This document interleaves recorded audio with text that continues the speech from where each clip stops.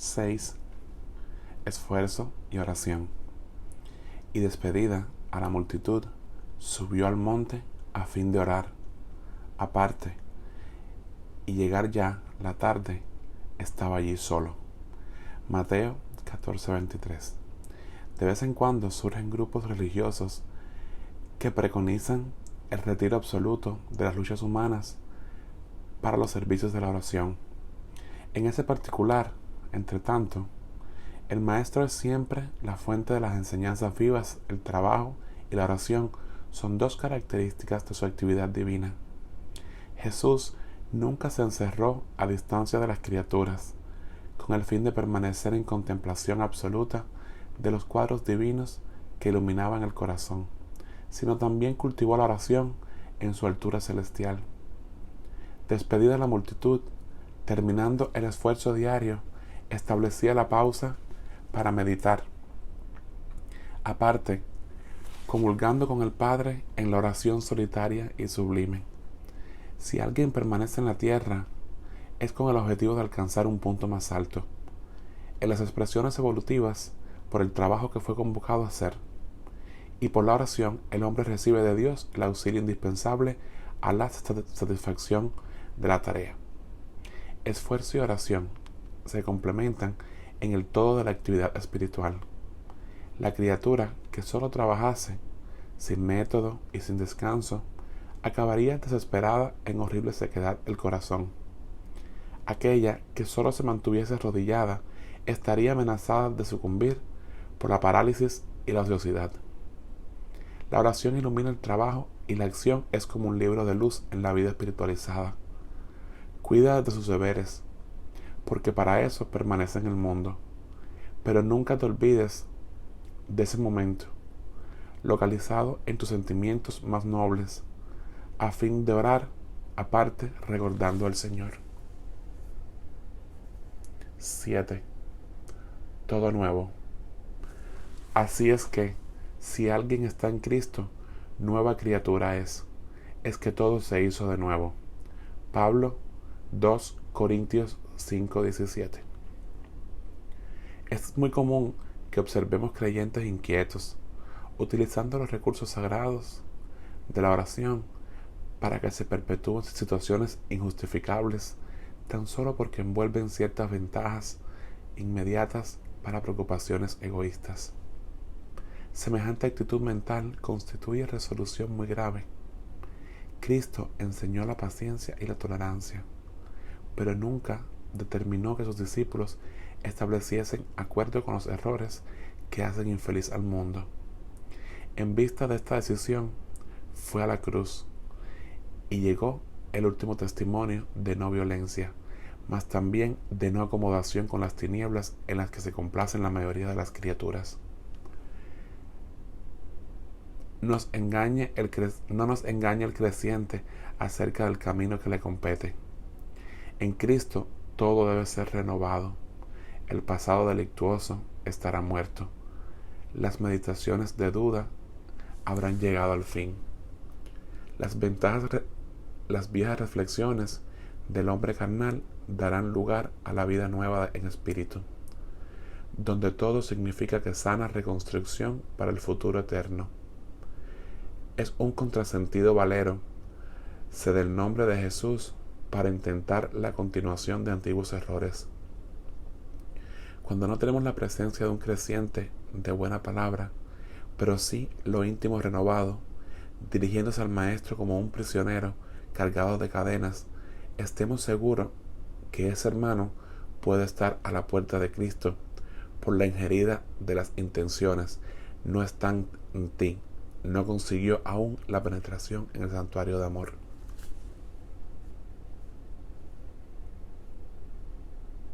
8. Jesús vino, mas se aniquiló a sí mismo, tomando la forma de siervo, haciéndose semejante a los hombres. Pablo, Filipenses 2:7. Muchos discípulos hablan de estrenadas dificultades por establecer buenas obras en los servicios con fraternidad evangélica. alegando el estado infeliz de ignorancia en que se complace inmenso porcentaje de criaturas de la tierra. Entre tanto, tales reclamaciones no son justas. Para ejecutar su divina misión de amor, Jesús no contó con la colaboración inmediata, no contó con la colaboración inmediata de espíritus perfeccionados y comprensivos, y si se aniquiló a sí mismo tomando la forma de siervo, haciéndose semejante a los hombres. No podíamos ir a estar con el Salvador en su posición sublime. No obstante, el Maestro vino, no está nosotros apagando temporalmente su aureola de luz, para beneficiarnos sin trazos de sensacionalismo. El ejemplo de Jesús en ese particular representa lesión demasiado profunda. Nadie alegue conquistas intelectuales o sentimentales como razón para desentenderse con los hermanos de la tierra. Hombre alguno de los que pasaron por el orden alcanzó las culminaciones de Cristo. No obstante, lo vemos a la mesa de los pecadores, dirigiéndose fraternalmente a las meretrices, suministrando su último testimonio entre los ladrones. Si tu prójimo no puede alzarse al plano espiritual en el que te encuentras y puedes ir al encuentro de él para el buen servicio de la fraternidad y de la iluminación sin ostentación, que le ofenda la inferioridad. Recuerda la demostración del Maestro Divino. Para venir a nosotros se aniquiló a sí mismo, ingresando en el mundo como hijos, vincula y abusen dándose del trabajo glorioso como siervo crucificado. 9. Reuniones cristianas. Llegada pues la tarde de aquel día, el primero de la semana, y cerradas las puertas de la casa, donde los discípulos con miedo de los judíos se habían reunido, llegó Jesús y se puso en medio de ellos y les dijo: paz sea con vosotros. Juan 20:19. Desde el día de la resurrección gloriosa de Cristo, la humanidad terrena fue considerada digna de las relaciones con la espiritualidad. El Deuterónimo prohibiera terminantemente el intercambio con los que hubiesen partido por las puertas de la sepultura, en vista de la necesidad y alejar la mente humana de reflexiones prematuras. Entre tanto, Jesús, así como suavizara la antigua ley de la justicia inflexible, con el perdón de un amor sin límites, alivió en las determinaciones de Moisés, viniendo al encuentro de los discípulos nostálgicos, cerradas las puertas para que las vibraciones tumultuosas de los adversarios gratuitos no perturbasen el corazón de los que anhelaban la convivencia divina.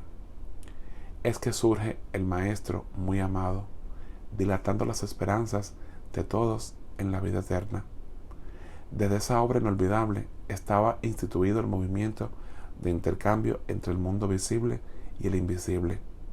La familia cristiana, en sus variados departamentos, jamás pasaría sin el dulce alimento de sus reuniones cariñosas e íntimas. Desde entonces, los discípulos se reunían tanto en los cenáculos de Jerusalén como en las catacumbas de Roma. Y en los tiempos modernos, la esencia más profunda de esas asambleas es siempre la misma, sea en la Iglesia Católica, en los templos protestantes o en los centros espíritas. El objetivo es uno solo: procurar la influencia de los planos superiores. Con la diferencia de ti, en los ambientes espíritas, el alma puede saciarse con más abundancia en vuelos más altos para observarse alejada de ciertos prejuicios del dogmatismo y del sacerdocio organizado. 10. Mediunidad. Y en los últimos días acontecerá, dice el Señor, que de mi espíritu derrama de sobre toda carne, y vuestros hijos y vuestras hijas profetizarán, vuestros mancebos tendrán visiones, y vuestros viejos soñarán sueños.